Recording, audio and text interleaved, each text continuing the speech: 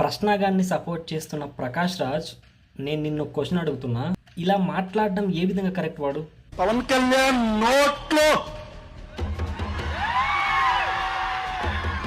ఒక్కొక్కసారి కొంతమంది ట్రోల్ చేస్తూ సన్న ఆతుల ధర్మం అని చెప్పని అంటారు. దాన్ని బూతు కింద కూడా వాడతారు. అలా అంటే ఎలా ఉంటుంది?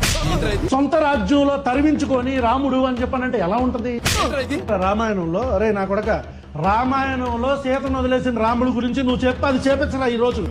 ఒక డిప్యూటీ సీఎం ఆఫ్ ఆంధ్రప్రదేశ్ని ఎక్కువ మంది ఫాలో అయ్యే ఒక రిలీజియన్ని తిట్టడం ఏ విధంగా కరెక్ట్? నీకు ఎందుకు సపోర్ట్ చేస్తున్నావు? నీ మైండ్ సెట్ ఏంటి? ఆ ప్రశ్నగాడు నువ్వు అతిష్టం అని చెప్పుకుంటారు కదా, అలాంటప్పుడు ఇవన్నీ మీకు ఎందుకు?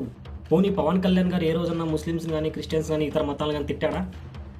నేను సనాతన ధర్మం, ఇతర మతాలను రెస్పెక్ట్ ఇస్తాను, నేను ఫాలో అయ్యే సనాతన ధర్మం అని చెప్పుకుంటాడు.